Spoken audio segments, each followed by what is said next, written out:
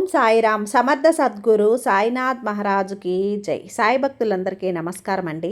మన బాబాగారి దయ వల్ల మనందరం బాగుండాలి, సంతోషంగా ఉండాలి అని చెప్పి మనస్ఫూర్తిగా కోరుకుంటూ ఈరోజుటి వీడియో స్టార్ట్ చేస్తున్నాను ఫ్రెండ్స్. ఇక ఈరోజు వీడియోలో మనం చూడబోయేది ఏంటి అంటే, బిడ్డ నిజంగా ఇది దురదృష్టమో అదృష్టమో ఏమని చెప్పాలో నాకు అంతగా అర్థం కావట్లేదు తల్లి.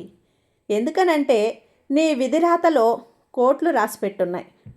కోట్ల సంపద నీకు దక్కాలి, కోట్ల డబ్బులు నీకు రావాలి, నువ్వు పట్టిందల్లా బంగారం కావాలి అని చెప్పి నీకు మహా రాజయోగం పట్టాలి, అదృష్టం నీ తలుపు తట్టాలి, అంతటి ఒక భాగ్యం నీ తలరాతలో రాసిపెట్టింది అమ్మా. కాబట్టి నువ్వు తప్పకుండా ఇది విని తెలుసుకునే తీరాలి అని చెప్పి బాబాగారు అయితే మన కోసం ఒక మంచి సందేశాన్ని అయితే తీసుకొచ్చేసారండి. ఆ సందేశం ఏంటి, ఆ సందేశం రూపంలో బాబాగారు మనతో ఏం చెప్పబోతున్నారు వినే ముందుగా, మనకు తెలిసిన గురువుగారండి, షిరిడి సాయిబాబా ఆశీస్సులతో జ్యోతిష్యం చెప్తున్నారు గురూజీ సుబ్రహ్మణ్యం రాజు గారు, నెంబర్ 1 వశీకరణ స్పెషలిస్ట్. వీరి మొబైల్ నెంబర్ 9908224144. ఎలాంటి ప్రాబ్లం ఉన్నా సరే కేవలం ఫోన్ ద్వారా పూజలు చేసి పరిష్కరించేస్తారు. నేరుగా వెళ్లాల్సిన పని లేదు, పర్సనల్గా మీట్ అవ్వాల్సిన అవసరం కూడా లేదు. ఉన్న చోటనే కదలకుండా, మూడో కంటికి తెలియకుండా మీ మొండి సమస్యలను సైతం మీరు పరిష్కరించుకోవచ్చు.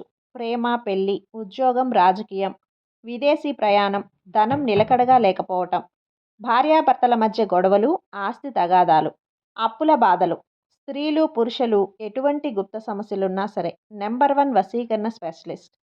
మీ మీద, మీ ఇంటి మీద చెడు ప్రయోగం జరిగినా, చేసి ఉన్నా కూడా నరదృష్టి, నరగోష్ట, సంతాన సమస్యలు, భార్యాభర్తల మధ్య, లవర్స్ మధ్య అనుమానాలున్నా, అపార్థాలున్నా, థర్డ్ పర్సన్ ఉన్నా సరే, అత్తాకోడళ్ళ మధ్య సఖ్యత లేకపోయినా ప్రతి ఒక్క ప్రాబ్లంకి చక్కటి సొల్యూషన్ ఇస్తున్నారండి. మీ వివరాలన్నీ కూడా సేఫ్ అండ్ సెక్యూర్గా ఉంచుతారు.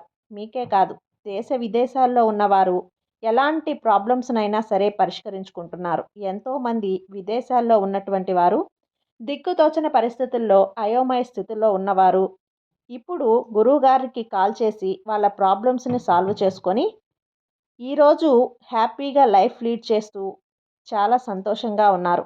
కాబట్టే స్క్రీన్ మీద ఉన్నటువంటి నెంబర్కి ఒకసారి కాల్ చేయండి. మీ ప్రాబ్లంని గురువుగారితో పంచుకోండి. ఖచ్చితంగా గురువుగారు మీ ప్రాబ్లంకి సొల్యూషన్ చూపిస్తారు. బిడ్డా, నీ తలరాతలో ఇంతటి భాగ్యం రాసి ఉంది కదా, కానీ బాబా నాకెందుకు ఇలా జరుగుతోంది, నాకెందుకు ఈ విధంగా ఏమీ జరగటం లేదు అనే అనుమానం నీ మనసులో రేగింది కదా, దానికి కారణం ఏంటో తెలుసా బిడ్డ? అగ్ని కంటే ఘోరమైనటువంటి నరఘోష పెద్ద శాపంగా మారిందమ్మా. మీ శత్రువుల వల్లే, మీ వాళ్ళ వల్లే ఇదంతా కూడా జరుగుతుంది. నీ పైన పడి ఏడ్చేవాళ్ళు, నువ్వు బాగున్నావని చెప్పి నీపైన ఒక నరదిష్టిలాగా, కనుదిష్టిలాగా నీపై పడింది. ఆ దరిద్రం అంతా అందుకే తల్లి, ఈ బాధలన్నీ కూడా అందుకే. నువ్వు ఏది ముట్టుకున్నా కూడా జరగటం లేదు, మాడి మస్సైపోతుంది. బంగారాన్ని తాకినా అది బొగ్గులా మారిపోతుంది.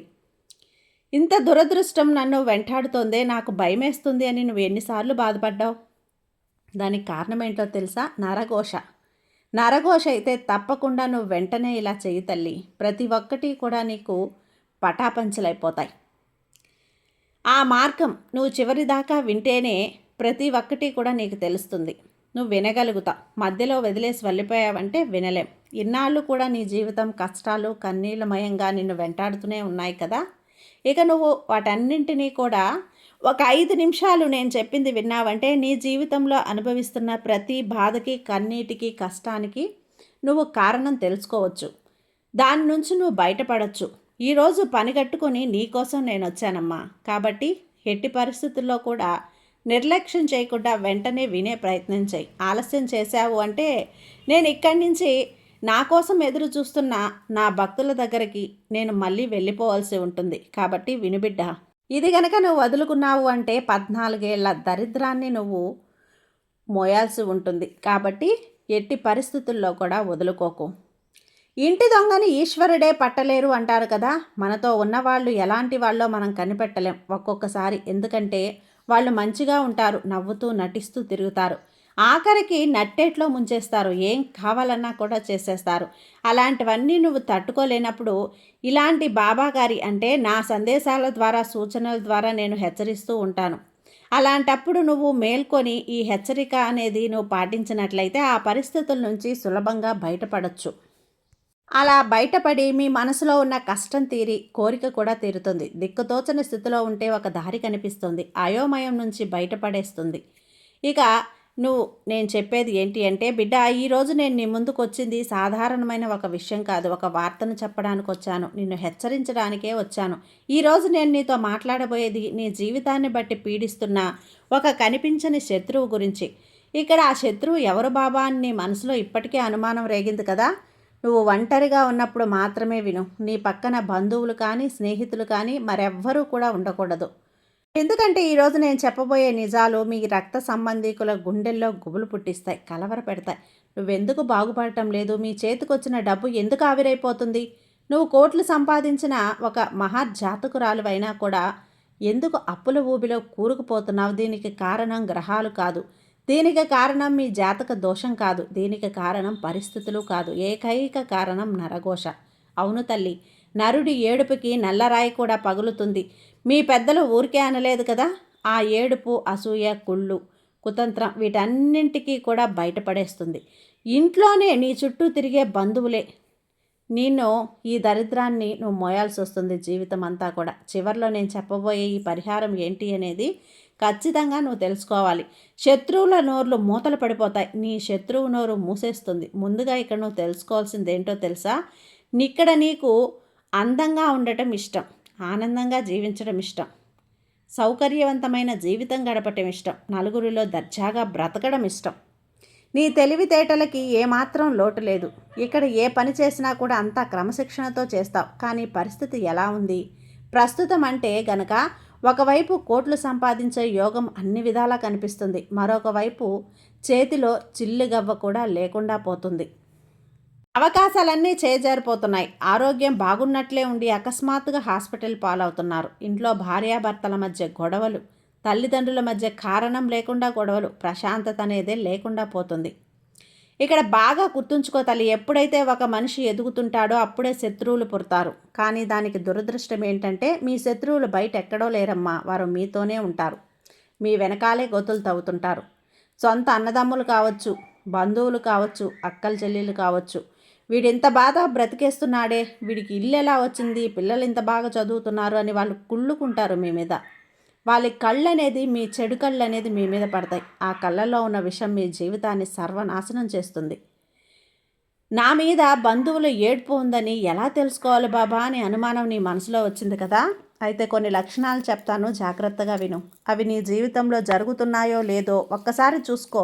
కారణం లేని అలసట. నువ్వు ఉదయం నిద్రలేవగానే ఏదో కొండను మోసినంత అలసటగా ఉంటుంది. ఒళ్ళంతా భారంగా, నొప్పులుగా ఉంటుంది. తలంతా తిమ్మిరెక్కిపోయినట్లు ఉంటుంది. ఒళ్ళంతా తిమ్మిరెక్కిపోయినట్లు అనిపిస్తుంది. అసలు లేవాలి అనిపించదు. చాలా బద్ధకంగా అనిపిస్తుంది. ఒళ్ళంతా నొప్పులు, ఏ పని చేయబుద్ధి కాదు. ఈ నరఘోష యొక్క మొదటి లక్షణం. డబ్బు ఎంత సంపాదించినా ఆవిరైపోవటం. నీ చేతికి ఒక పెద్ద మొత్తం డబ్బు రాగానే ఖచ్చితంగా ఇంట్లో ఎవరో ఒకరు జబ్బు పడటం, లేదా ఎవరో ఒకరి పేరు రిపేర్ రావటం, ఏదో ఒకటి పోగొట్టుకోవటం, ఎవరో ఒకరు సమయానికి తీసుకొని ఇస్తానమ్మా అని చెప్పి ముంచేయటం, ఇలా జరుగుతుంది. డబ్బు నిలవటం లేదా ఇంట్లో చికాకులు.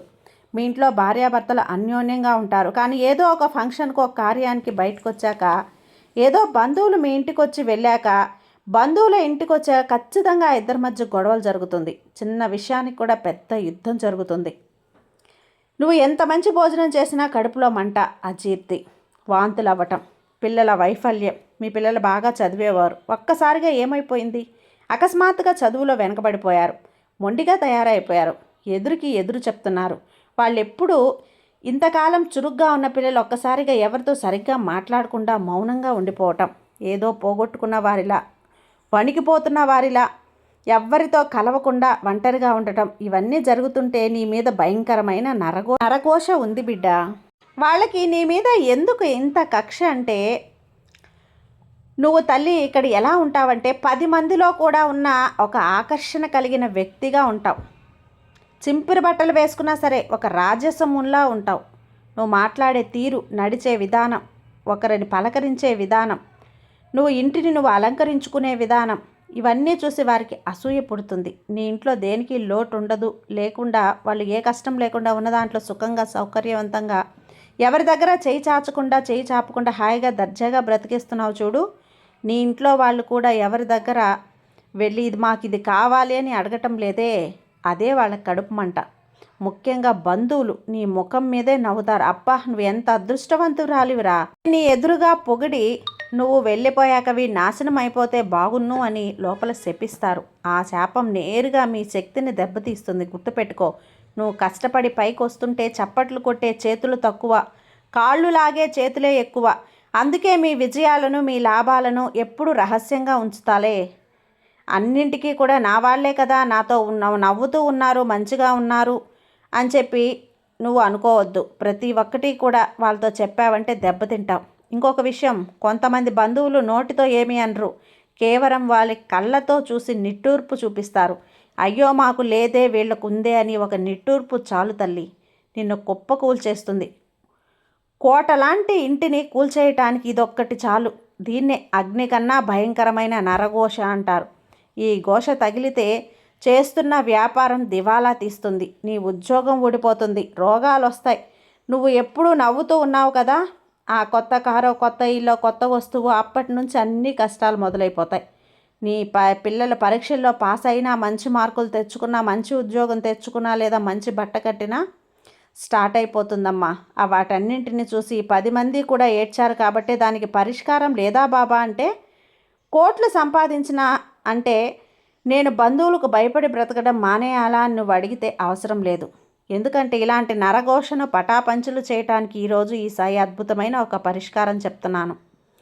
ఆ పరిష్కారం చెయ్యి తల్లి. పరిష్కారం ఇది చాలా సులభం, చాలా శక్తివంతమైంది. దీనికి కావాల్సింది ఉప్పు తీసుకో, రాళ్ళ ఉప్పు తీసుకో. సముద్రపు ఉప్పును తీసుకొని ఏం చేయాలంటే ప్రతి మంగళవారం లేదా శుక్రవారం 6 గంటల తర్వాత నీ 2 చేతుల్లో గుప్పెడు కల్లుప్పు తీసుకొని నీ ఇంటి మధ్యన నిలబడు. నువ్వు ఎప్పుడైతే ఎక్కువ సమయం గడుపుతావో అక్కడ నీ చేతులు పిడికిలు బిగించి కళ్ళు మూసుకొని ఇష్టదైవాన్ని తలుచుకొని, సాయిని తలుచుకొని, కులదైవాన్ని తలుచుకొని, దుర్గమ్మని తలుచుకొని, నా మీద, నా కుటుంబం మీద, వ్యాపారం మీద, బిడ్డల మీద ఏ నరుడి కన్ను పడిందో, ఏ బంధువు ఏడ్పు తగిలిందో అది ఈ ఉప్పుతో పాటు కరిగిపోవాలి, అది తిరిగి నా దగ్గరికి రాకూడదని చెప్పి కోరుకో.